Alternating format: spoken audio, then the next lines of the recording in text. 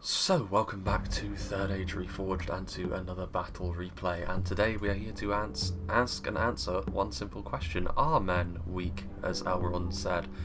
Because this is a rather interesting little battle that's been set up here, and one thing immediately came into my mind when I saw what the actual composition of the teams was, and it came down to, what if ELROND had taken the One Ring? Because Imladris are heading up an evil force here, flanked either side by Isengard and Karnd, and then pretty much the remnants of the Númenóreans are standing against them in Arthedain, Cardolan and Dol Amroth in the middle, although Dol Amroth are a little bit different, I suppose, but still, the point does still remain. So what if ELROND had taken the One Ring?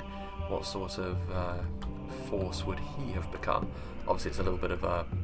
It's not something that actually would have happened. Galadriel probably would have been a little bit more likely than Elrond to take it, in fact.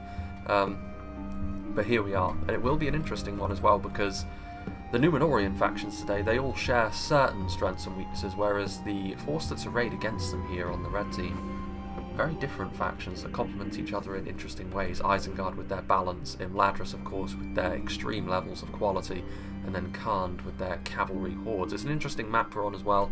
You can see the ruins that are sort of dotted around. There's the lakes at the back as well. There's this sort of more open area in the middle as well, which is a little bit more of a traditional field battle, albeit with a slight terrain advantage for the men here. They won't necessarily have to play into Imladris' hands. It'll be quite interesting to see how the sides react to this. But seeing as it is a more even kilted battle, we will go through the blue team first and foremost. And it was Blindness who sent me this one. Net of the Crash Cloud, as he is called in this battle, and he is playing as Arthedain. So Arthedain, of course, very nicely balanced, albeit they're a little bit more skewed towards their cavalry and their archers than they are their infantry, I would say. Although they can certainly contest many infantry fights as well, if they are willing to spend the money on it. But the Knights of Annúminas, in a battle where there's going to be a few more open spaces such as this one, you really do want the Knights of Annúminas. They do have a claim to being one of the best knights in the game, purely because they are the most sturdy knights in the game. Big armor values, big shield value, very, very tanky. They may lack the speed of something like the Horse Lords of Ulmo, or the all-round good nature of the Gwythi Rockdor, which they may come into contact with in this battle. We shall have to wait and see. But very, very strong nonetheless. We've got some dismounted Fornost Arain Knights as well, or Arain Knights I should say. And they should be pretty good against certainly Karnd, certainly Isengard as well, because of their high melee defense and high base attack. This is the sort of unit though that may struggle against Imladris, depending on what they're put up against. But still, very, very solid. A little bit expensive, but that's to be expected when you come to a... well, the Swordmaster's price was dropped, but they are still a fairly hefty chunk of change because of how good they are in melee. You just need to look after them. They have good armor, but that's not going to be enough to save them from a shower of arrows if you're not ready to face that. A couple of units of Dunedain Trollslayers as well. Very, very useful unit against pretty much any foe because of the huge base damage that the javelins have, in addition to the armor piercing that they offer. Multiple HP, so that means in melee they're really good with their axes as well. Honestly, one of the better units in the Arthedain roster in my opinion. Really, really useful against a myriad of foes at range and in melee. Can be a little bit exposed by arrows if you're not careful. They can hide anywhere though, so really if they're getting shot, you only have yourself to blame really. And they do have multiple HP, so they're not going to immediately start dying off super quickly. At least I think they're still multiple HP. They're very expensive, so I'd imagine they are. A few units of fully upgraded Arthedain men-at-arms, definitely the rank and file of the Arthedain army. Again, they're more going to be here to hold the line more than anything else, offer a bit of numbers to the Arthedain front line, because this is actually a unit that probably won't do too well against any of the factions. They may have similar statistics to something like the Nuar footmen, but the armor piercing of the Nuar footmen will certainly help them in that fight. So they're just going to be here for the numbers. Uruk High Infantry are obviously a little bit stronger than they are as well, because they're a little bit more expensive than Imladris. I don't need to go into why Imladris have got better line infantry than Arthedain, I don't think. And the pikemen are one way that Arthedain can definitely lock down the front line. It makes things much more difficult to just... makes them a lot more difficult as a faction to just batter through the front of when they're able to field pikes in high numbers. He doesn't have the armor upgrades on them. But to be honest with you, I don't think that's too much of a problem, because yes, it makes them a little bit more resilient to arrows, but it's not really going to save them in the grand scheme of things. You definitely just want a shielded unit like the men-at-arms just in front of them to absorb that fire, and they can be there to hold the front line. Some Grey Company, so the mounted rangers, again, on a more open field like this, could be more useful than the rangers that are on foot, because it offers you a lot of mobility. If your allies need assistance in a pinch, then they could be ideal for such things. We have the upgraded Evendim archers as well, so they're going to be here for a skirmish fight, which, to be fair, they're pretty good in a skirmish fight because of how cheap they are. We'll see what they're up against though, because obviously they will still lose pretty heavily to something like an Imladris firing line. And honestly, Khand are pretty good in a skirmish fight as well. They've got a lot of decent foot archers that they can use to wear the enemy down. They don't really have any damage dealing archers as such, but Khand do their damage in other ways. Some mounted Arthedain knights, so some standard lancers, heavily armoured of course, but you want to be keeping them away from a cavalry fight if you can help it, because it's not really where they're at their very best unless you can get a very nice charge in without too much repose. Or of course you could keep them with the Knights of Innuminus, and that changes things up substantially. But we also have the melee cavalry, the Dunedain Mounted Company, which are a very strong unit of melee cavalry. Be interesting to see how much cavalry Khand has on the field actually, because that's definitely their forte. It's also the forte of one of their allies, which we'll get onto shortly, but definitely a good unit to have in accompaniment to their lancers and their knights. It just rounds things off quite nicely. So cavalry focus, I would say, with obviously some javelins and some decent infantry interspersed throughout. I don't see an awful lot of archers though, so Arthedain have foregone a lot of archers in favour of maybe a bit more in terms of their mounted presence. And speaking of which, that's something that Dol Amroth, played by the Steward of Dale, should be absolutely fine with as well. They brought some horse archers, albeit the Parathil riders are of course not mounted rangers. They don't have quite the same damage dealing capabilities. But among horse archers, they are quite well armoured, so one of the main problems with horse archers is they can be zoned out pretty easily by archers that are on foot from the other team.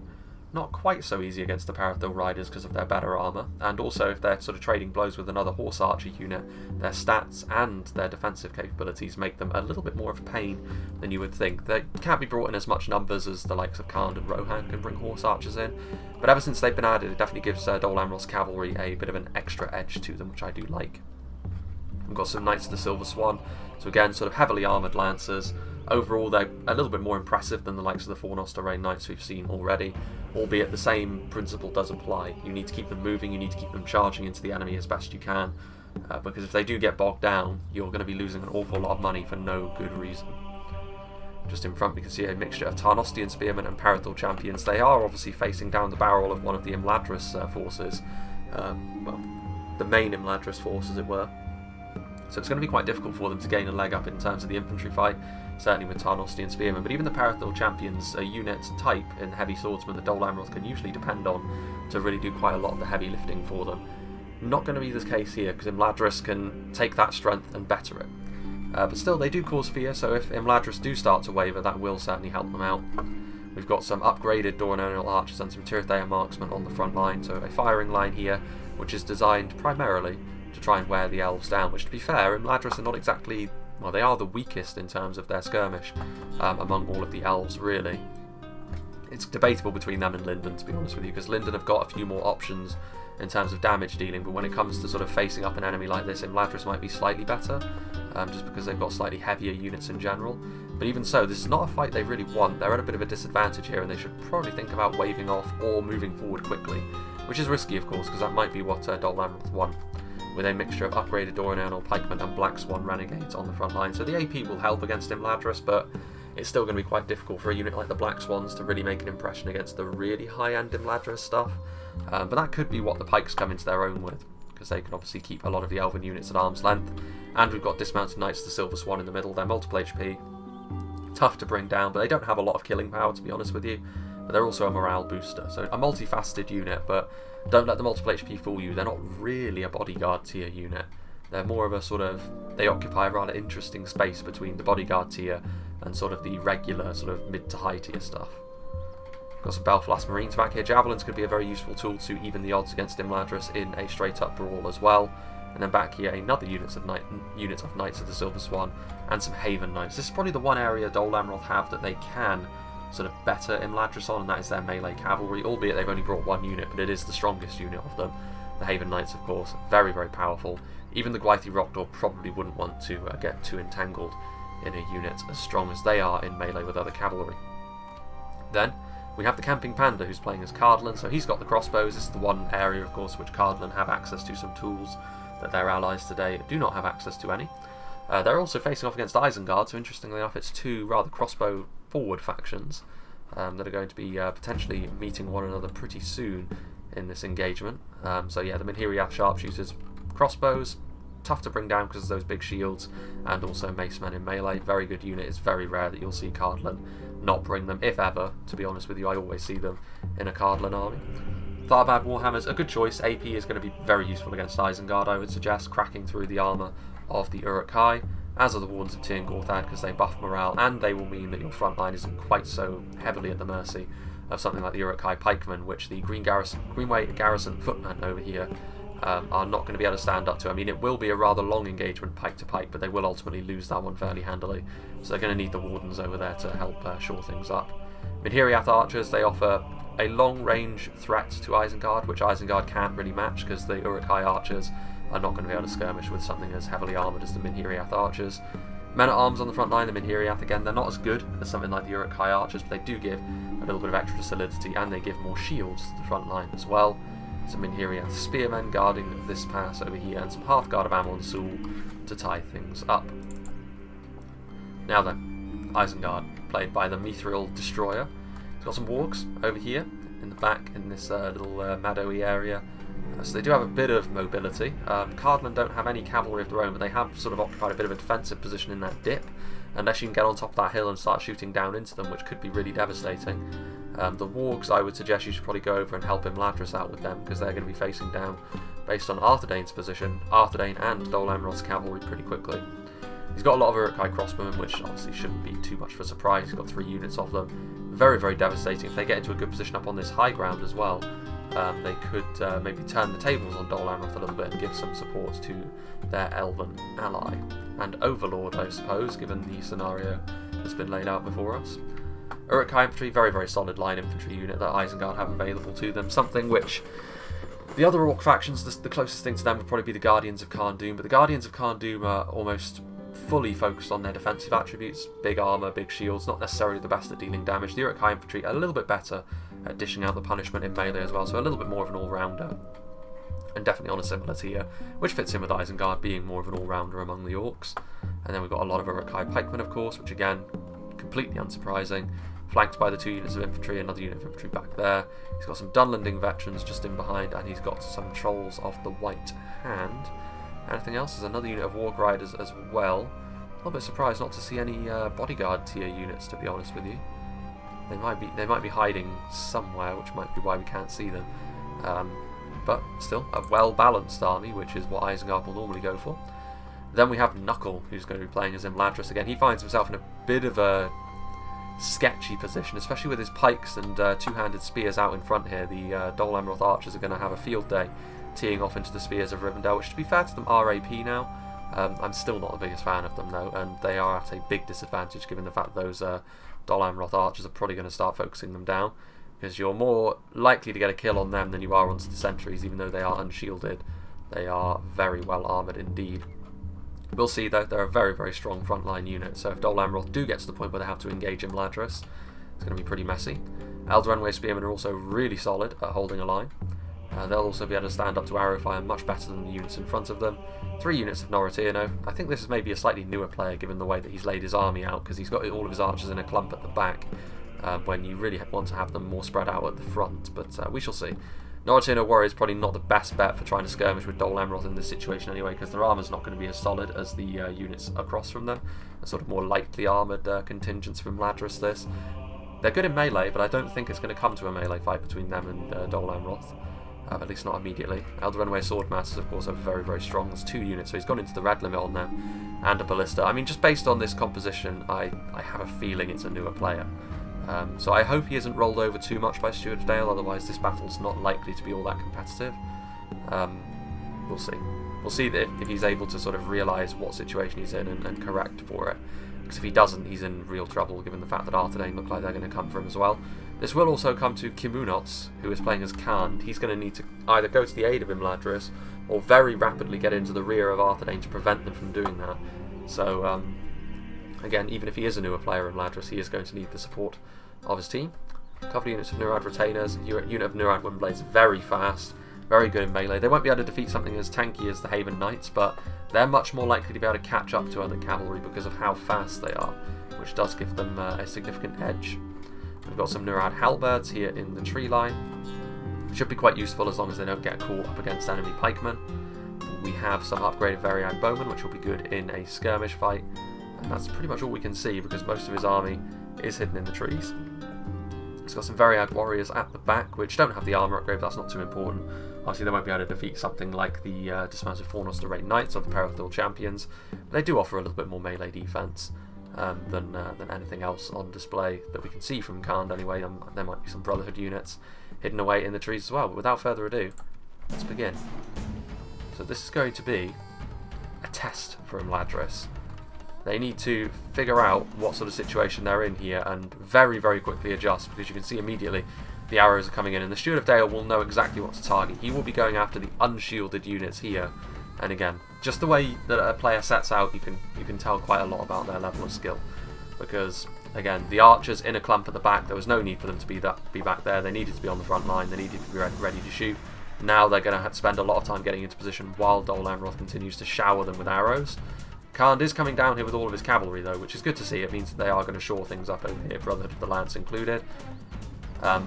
Again, the shielded units as well are in behind the polearm units, so everything was kind of backwards here for the Imladris army, which is a little bit unfortunate for them. But they are getting into position now. Again, I'm not really sure what he's doing here. I mean, I'm going to try not to be too harsh on what is clearly a newer player, but I mean, he does need to sort of get his ducks in a row quickly here, because you can tell that he's panicking, he's fumbling things pretty hard. And honestly, if I were in this position and I accidentally sort of pressed the ready button and I sat out in that way, I would immediately run backwards. I would leave maybe the spears at the back and slowly pull them backwards so the cavalry didn't just roll into my back lines.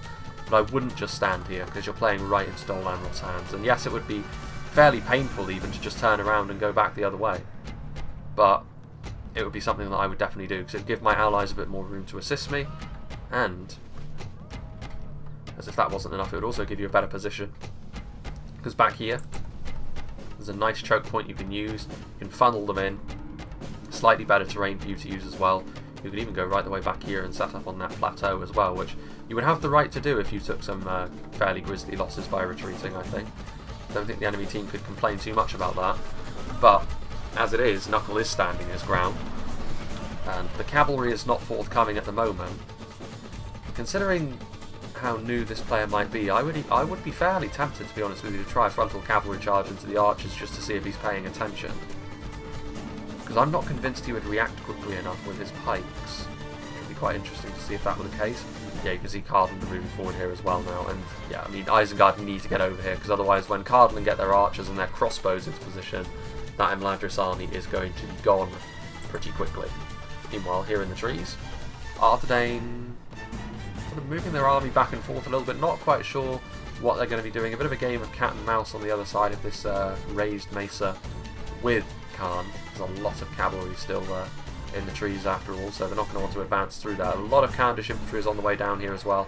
They're just marching, so they're not going to get fatigued, but there is a case for saying maybe you should march, and this is a little bit more like it from Imladris. Yes, they're going to take losses as they try and retreat, but they really have no choice.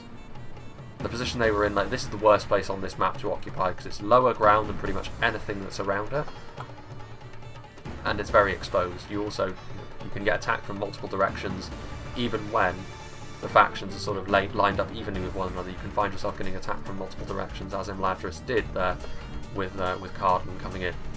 Now the downside for the red team here is they have effectively left Isengard behind, but they were dragging their heels a little bit there, Isengard. In comes the Tharbad Riders. Now that was a bold move indeed. They've got a huge charge, the Tharbad Riders, but to charge into pikemen like that is incredibly risky. The Royal Court of House Thorondor did manage to get a good charge into the crossbowmen, to be fair. The Tharbad Riders rout, and I'm not too surprised about that. You can just see the blanket of dead cavalrymen around that. It could be that they just wanted to distract to try and charge into these crossbowmen, which is fair enough. Those Tharbad Riders will probably come back with that amount in their unit as well. This unit of crossbowmen is getting absolutely teed off on by the Royal Court.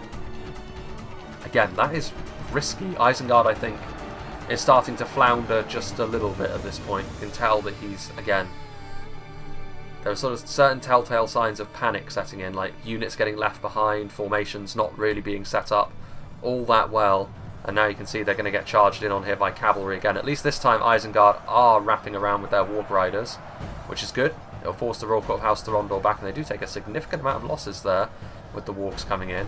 Yeah, the Uruk-hai infantry, though, taking some hefty losses. They do need to get more units up here on this hill, however, Dol Amroth, if they are to try and be the overall victor in this fight, because 1 unit of Tarnostian Spears and 1 unit of Black Swan Renegades is not going to be enough here against all of these pikes. These wargs need to get out of sustained melee with spears, so that's not where they want to be. Now the pikes manage to sort of get into the right position to somewhat counter that charge from the Royal Court of House Therombor, and more of these high-ticket Cardolan cavalrymen are falling away. They charge into the wargs. One way that you can definitely deal with wargs is by charging into them with lancers, but you need to charge in and out pretty quickly. What are Isengard going to do? Yeah, Isengard are leaving too much behind. It's all well and good having reserves, but those Warg Riders, I think they caught up to the Royal Court of House Therombor, didn't they? And finished them up. Indeed they did. Meanwhile, climbing over this hill, which is not a hard barrier, you can climb right over it, means the Belfast Marines are getting in here, so it took them a little while to get into position, but now that they're here, with Isengard dragging their heels with the rest of their units, I have a feeling that they are doomed. Which of course means, in come the Imladris cavalrymen, who have revealed themselves, Imladris Sentinels. The Khandish cavalry is in behind these lines as well, so it's actually a very chaotic fight, this. Khand and Imladris' cavalry needs to do a lot of damage into the back of Cardolan and Dol Amroth here, because Isengard are in significant trouble here. A lot of skirmishers are firing in. They're not really able to get their own crossbowmen into a good position at this stage. Javelins are here. Yeah, like the whole front line is starting to rout. It was poor setup from Isengard. Again, I haven't seen the Mithril Destroyer play before, so it's possible they're a newer player.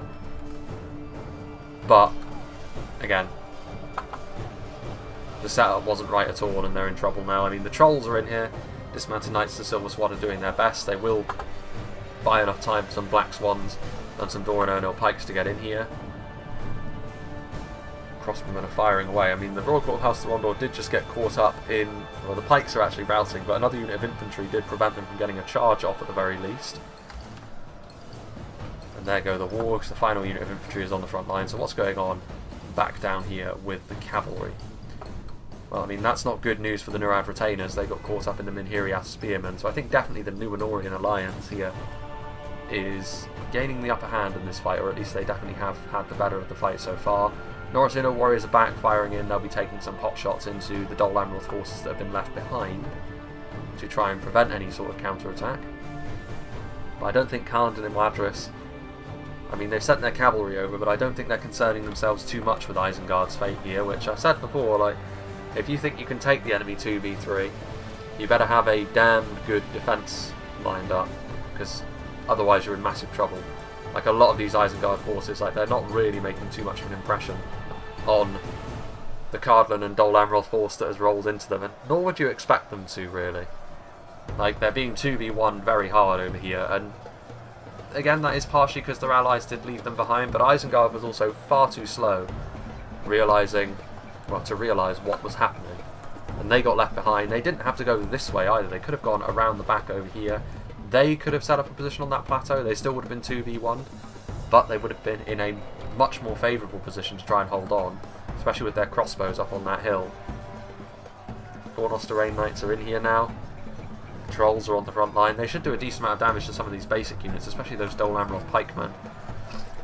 The Arthedain cavalry on hand now, though. Overwhelming force indeed.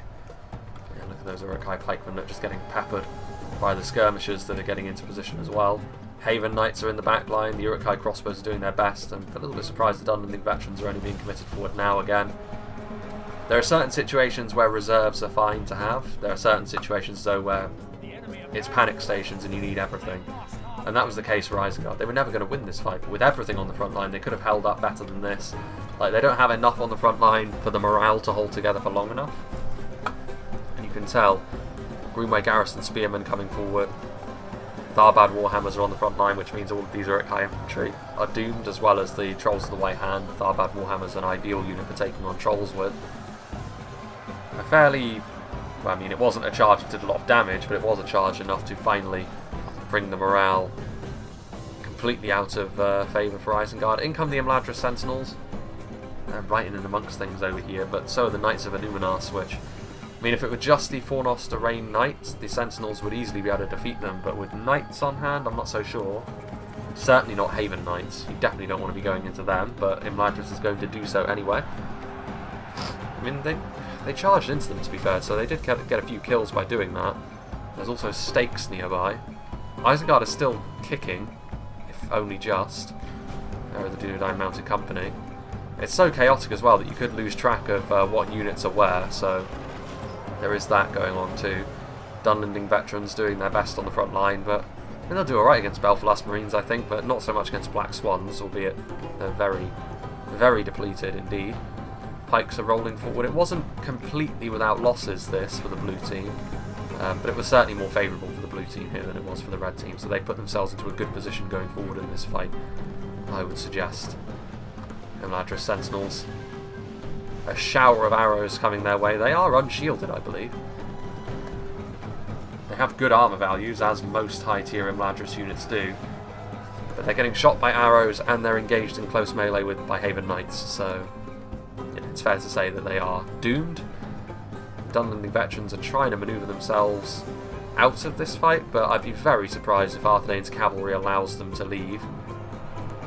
They're going to kill off the crossbowmen first, which is fair enough. I mean, crossbows represent a bigger danger, I suppose. But yeah, the veterans, they have been caught by the edge of this unit of Fornoster Raid Knights. I do like how the one-handed axemen still have the stabbing animation. Can't imagine it being too effective against a mounted rider. Well, they're coming back. I mean, they are trying to sort of wrap around and get to the side of this formation. But ultimately, Dunlending veterans are not really the sort of unit which are going to be able to make a massive impression on this fight, even though they have tried to at least move into a more favourable engaging position. Especially not with pikes pushing in on them. They are shaking, the Doranel pikemen. And it does feed into what we said. Not completely without losses. So even though it was a bit messy from Isengard, and Isengard do still have a couple of units, I'm not sure whether they're going to be able to get away. Oof, there are the Noratuno Warriors again. A little bit of a mistake, I would say, to leave the Noratuno Warriors just out in the open like this. Especially seeing as the Haven Knights are as tanky as they are. I know that I say the Knights of Illuminus are the most tanky Knights, but that's sort of the Lance Knights. I think if you put them side by side with the Haven Knights, that's a very interesting contest to see which one is the tougher to kill. Even with only 15 of them, they could very easily clean up this entire firing squad of Noratuno Warriors, which would be so useful to have later on. Although I'm not sure how much ammo they have left, to be brutally honest. They may have used up most of their ammo on the force of Dol Amroth that was still down here. Still the high ground over here. Nearly taken now. I'm very surprised with how resilient this unit has proved to be. Is this the General's bodyguard? It might be. It'd be a very WK-esque move to put your general into a unit such as this, which may also be why they were at the back. Wonder how the Uruk-hai feel with the Dunlenders being put in charge. Nurad retainers are back here, so still some Khandish cavalry buzzing around as well, so not completely in control of this high ground just yet, but it is only a matter of time, let's be honest. Still some Uruk-hai crossbowmen in there as well. A whole 4 of them. Well, there's 19 as well. A nice charge coming in from the Fornoster Rain Knights there. And there goes the Dunlending veterans. So that is going to be that. Situation looking pretty bleak. And here we can see the Uruk-hai pikemen that are trying to make a run for it. Yep, there goes Isengard's general. Poor Isengard are trying to get some of their stuff away. There's one Noratuno warrior. It's the officer of the unit.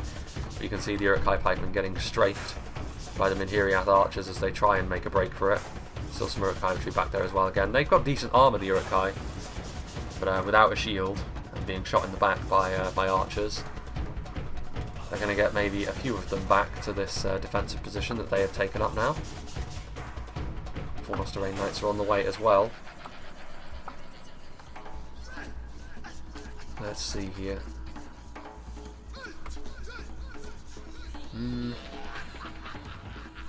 Victory is theirs. Just having a look here, you can see it's mostly Isengard. There's quite a lot of the Dol Amroth blue dotted in there as well. You can see the dead Rural Courthouse, the Rondor scattered throughout as well.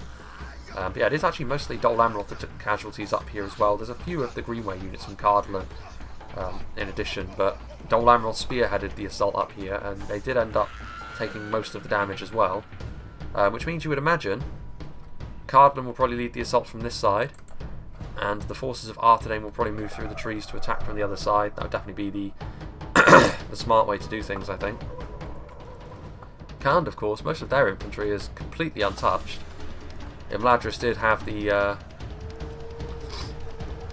engagements earlier on. They've left their ballista behind, which I never saw them use any of its ammunition, so it's a bit of a cardinal sin that they left their artillery behind, because that means it's going to be a lot of money basically down the drain, because there's no way the ballista crew is going to be able to pay for itself in melee alone. Interesting to see the Evendim archers moving into melee against the Imladris sentries. There's only going to be one victor there, of course. Eldarenway Swordmasters as well. There's some Brotherhood of the Lance coming forward here, which I like this. It's aggressive. I mean, it's... The thing about the Hearthguard of Amon Sul, of course, is they are spears in melee, so the Brotherhood of the Lance need to get out of melee with them really very quickly indeed.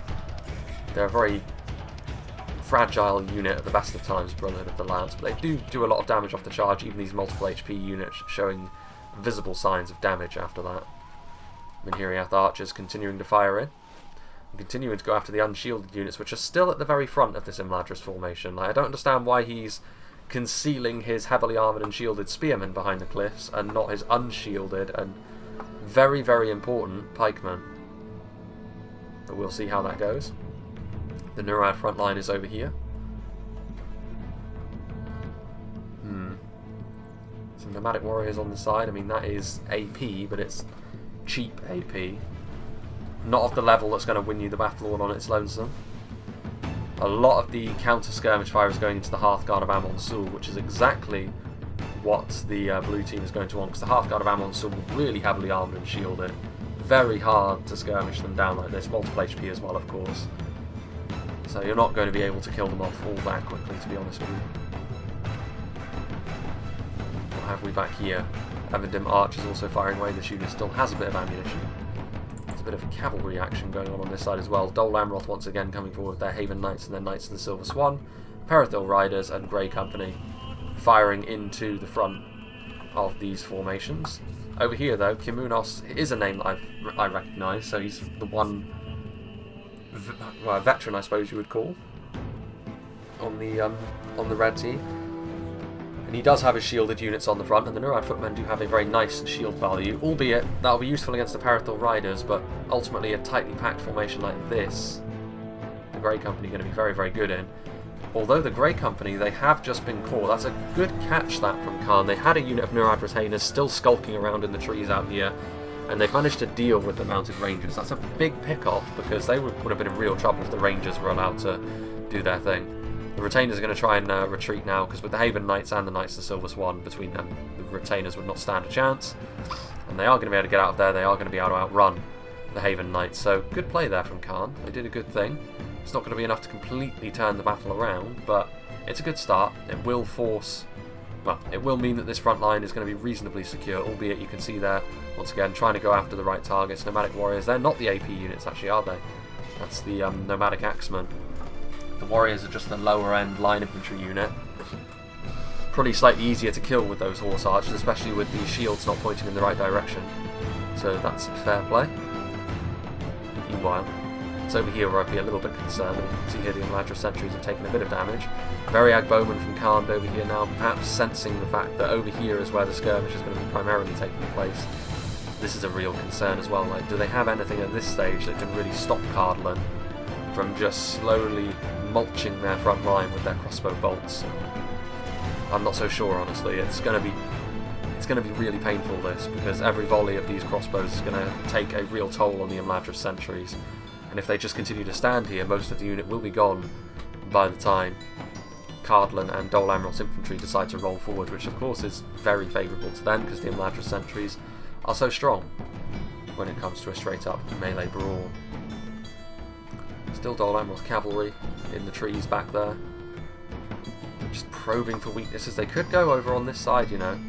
There's only nomadic warriors over there, so a big charge coming in from some higher tier heavy cavalry could have a really nasty impact, and that's exactly what they're going to do here. Managing to avoid the halberdiers that blanket the other sections of the line, and that's a lot of damage done there to the nomadic warriors. There are javelins in behind, which did get a volley off, but no kills on the cavalry, crucially. Just having that unit of 35 Uruk-hai pikemen over here probably would have been enough to maybe convince Dol Amroth that it wasn't worth it. Even though I still think it would have been, it maybe would have been enough to plant the seed of doubt in the Dol Amroth player's mind. Nurad retainers are shaken, and quite rightly so. They're being hunted by Haven Knights, the Parathil riders that are out of ammunition as well, and now also joining in.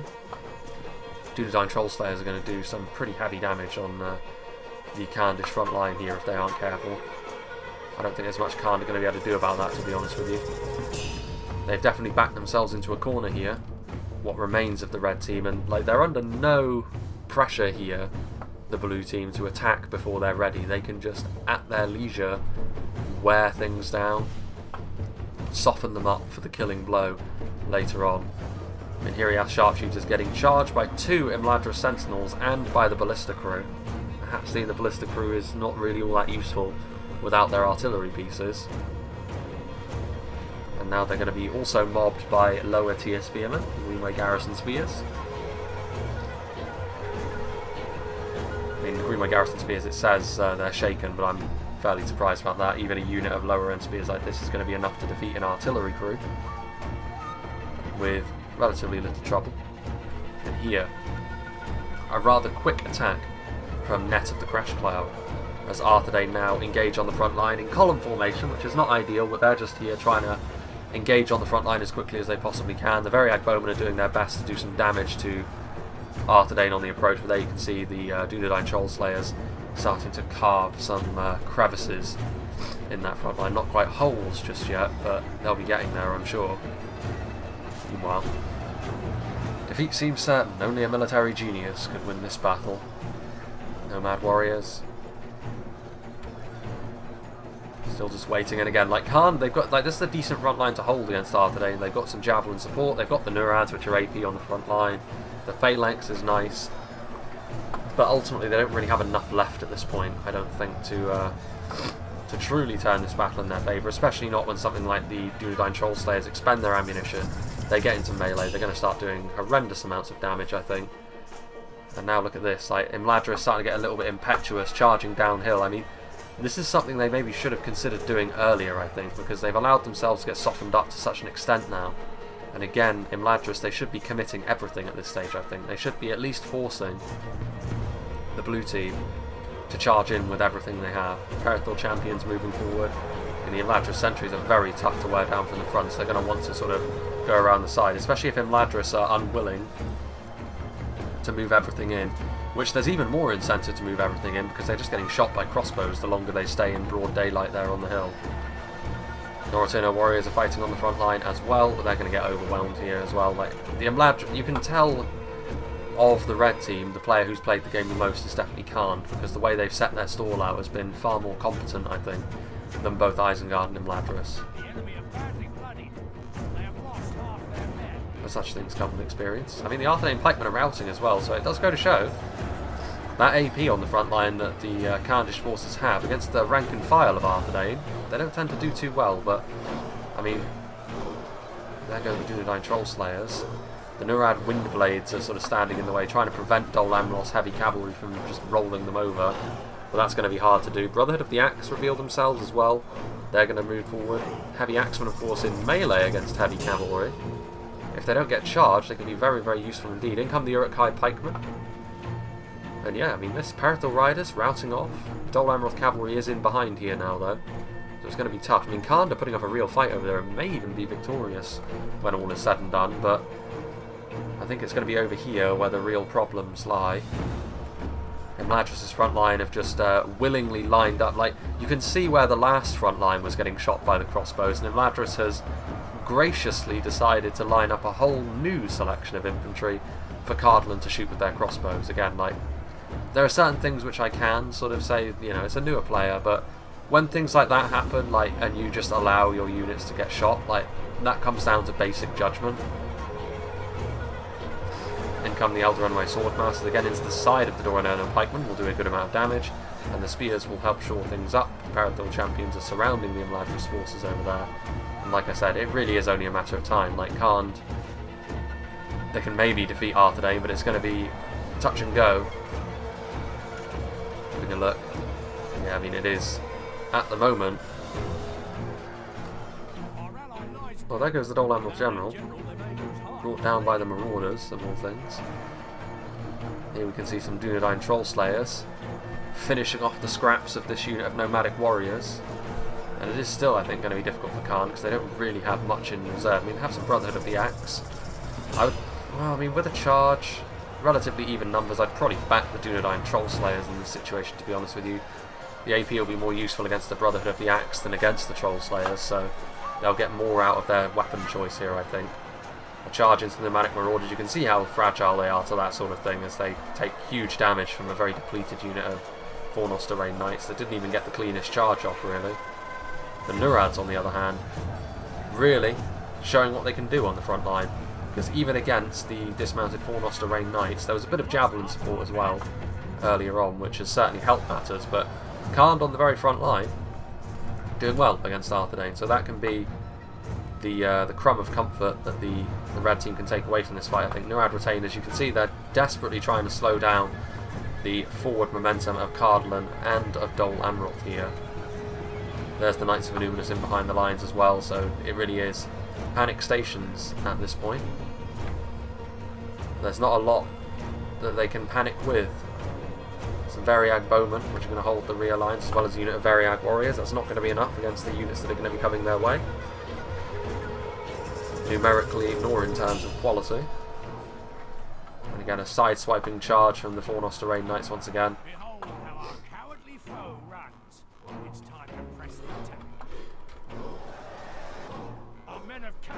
There goes Imladris. ELROND, who stole the One Ring for himself, taken out by a dirty-faced farmer with a shovel. There's a certain poetic justice to that. I think that's probably in little doubt at this point. Brotherhood of the Axe are getting all up in this front line, but there goes a big rout from Arthedain. It will at least allow Khand to face the enemy head on. A lot of those units may very well come back and attack them later, but it will at least allow Khand to die facing their enemy rather than just getting hammer and anvil charged and having a mass rout be the end of this. But yeah, I think Khand definitely, of the red team, have shown their higher level of understanding of the game.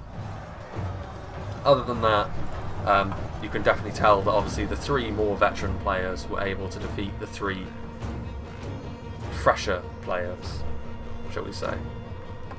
The old blood definitely ramped one out here, as it often will in a game like this. Far more competency displayed with the tactics on display, use of the units, all that sort of thing. But such things get better with time the more you play the game, so you can't be too critical. The only thing I would be critical of is even a newer player should know not to stand in like full view of crossbows and allow your units to get ripped up. Imladris Sentries, Elder Runway Spearmen and Swordmasters and Spears of Rivendell all took heavy damage from that, both in the first instances in the battle with the Dol Amroth Archers, and then later, especially later, with the Cardolan crossbows.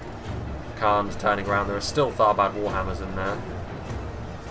Minhiriath Sharpshooters still doing their thing.